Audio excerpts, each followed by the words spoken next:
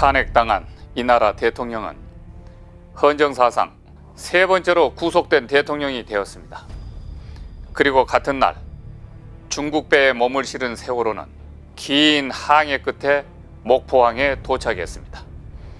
지금 대한민국호의 선장과 세월호 선장이 똑같이 구속되는 기가 막힌 상황이 벌어졌습니다.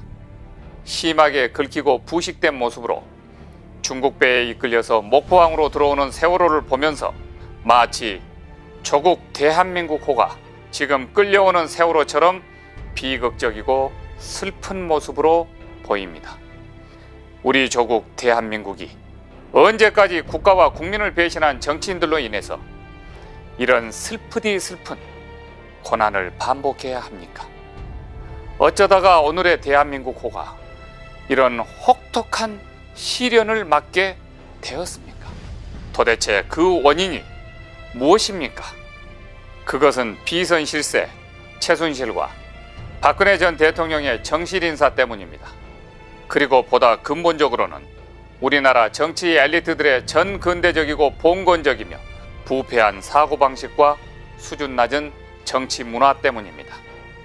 국민들의 정치 의식은 세계적인 수준인데 비해서 정치 엘리트들의 정치 수준은 그야말로 함량미달입니다. 함량미달. 민주주의에 대한 교육이 제대로 안 되어 있고 민주주의 제도를 제대로 운영할 만한 능력 자체가 없습니다. 이는 민주주의가 잘 작동되고 있는 인도의 경우와는 정반대입니다. 대중들의 정치 수준은 아주 낮지만 정치 엘리트들의 민주주의에 대한 학습은 잘 되어 있어서 민주주의가 아주 잘 운영되고 있습니다. 반면에 우리나라는 정치 엘리트라는 국회의원들의 정치 수준은 그야말로 천박한 수준이어서 민주주의 제도 그 자체를 어떻게 운영해야 할지도 모를 만큼의 저급한 수준입니다.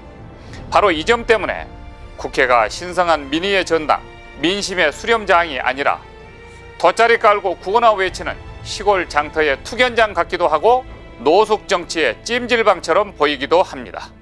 그뿐만이 아닙니다. 정치인들이 자신들의 뱃속, 실속, 이속 채우는 데만 눈이 멀어서 국가 대분열을 부추기고 국가와 국익을 내팽개치며 국민 위에 군림하려고 하는 후진적이고 저급한 삼류 정치가 펼쳐지고 있습니다. 그리고 이런 정치인이 대통령이 돼도 대통령직이 뭔지도 모르고 대통령직을 갖고서 어떻게 해야만이 국가가 발전할 수 있는지도 모르기 때문에 대통령에 당선되는 데는 성공할지 모르지만 당선되고 난 후에는 백발백중 실패할 수밖에 없습니다. 우리나라가 계속해서 실패한 대통령을 만들어내고 있는 원인은 바로 이런 사정 때문입니다. 그래서 결국 국회에서 탄핵받은 두 대통령 가운데 한 대통령은 자살을 하고 다른 한 대통령은 구치소에 수감되는 치역의 헌정사가 쓰여지고 있는 것입니다. 정치가 이 모양 이 꼴이다 보니까 지금 국내외적으로 어떤 일들이 벌어지고 있습니까? 일본은 거의 모든 고교 교과서에서 독도가 일본 땅이라고 마음 놓고 기술하고 있고 위안부 문제도 축소하는 왜곡된 역사교과서 검정 결과를 발표했습니다. 세계 조선강국 1위인 이 나라에서 침몰한 세월호 하나 자국의 힘으로 건져내지 못하고 지금 세월호의 선체는 중국 배에 이끌려 목포 신항에 들어왔습니다. 여기에 중국의 미세먼지는 연일 국민들의 건강과 생명을 심각하게 위협하고 있습니다. 지난 30일 세계적인 국제학술지 네이처지에 발표된 중국 칭화대와 베이징대를 주축으로 한 국제공동연구진의 보고서에 따르면 2007년 한 해 동안 중국에서 유입된 초미세먼지 영향으로 한국과 일본에서 무려 3만 900명이 숨졌다는 보고서가 발표되었습니다. 그리고 그 피해가 가장 심각한 곳이 바로 한국으로 나타났습니다. 나라 안팎의 상황이 이렇게 심각한데도 우리 정치인들은 모두 대권에만 매몰되어 꿀먹은 벙어리들 뿐입니다.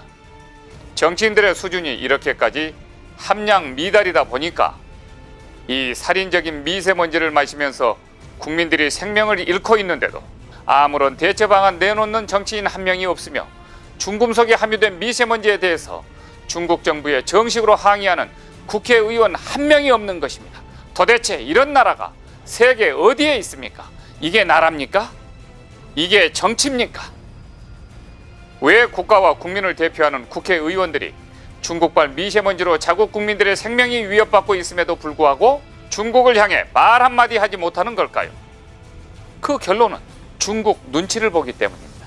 그런데 자국의 국민들을 보호하는 것이 첫 번째 임무이자 의무인 국회의원들이 자국 국민이 죽어나가는데도 중국 눈치나 보면서 자기만 살겠다고 하니 이런 쓰레기 같은 정치인들이 있는 한 대한민국 국민의 불행은 피할 길이 없습니다.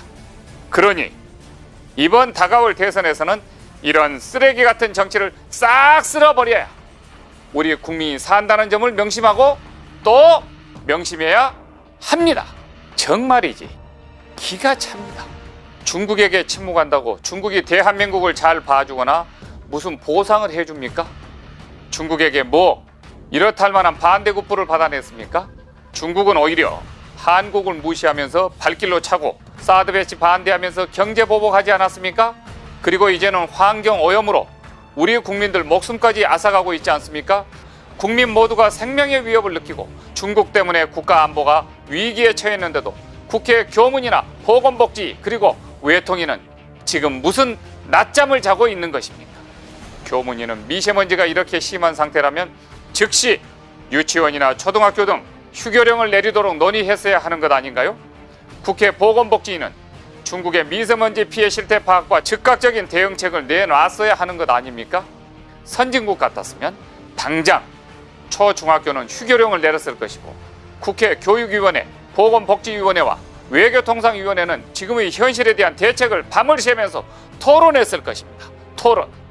오늘 대한민국호의 선장은 구속되었습니다. 그리고 세월호 선장도 이미 구속되었습니다. 침몰한 세월호는 지금 중국배에 의해서 목포신항 무태에 도착했으며 대한민국호는 지금 중국으로부터 심각한 수준의 안보와 경제 주권을 위협받고 있습니다. 대한민국호가 세월호처럼 침몰하지 않으려면 이미 침몰한 세월호의 승객들을 내동댕이 치고 자기 혼자 살겠다고 팬티바람으로 36개 줄행랑을 치는 그런 파렴치한 정치인을 대한민국호 선장에 올려놓으면 안 된다는 것입니다.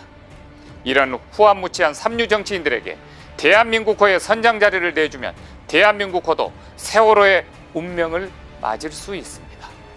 바로 이 점 때문에 대한민국호는 지금 팬티바람에 나만 살고 보자며 먼저 뛰쳐나오는 뺑소니 선장도 항해술도 모르는 함량 미달의 미숙한 초년 정치생에게도 선장 자리를 맡겨서는 안 됩니다.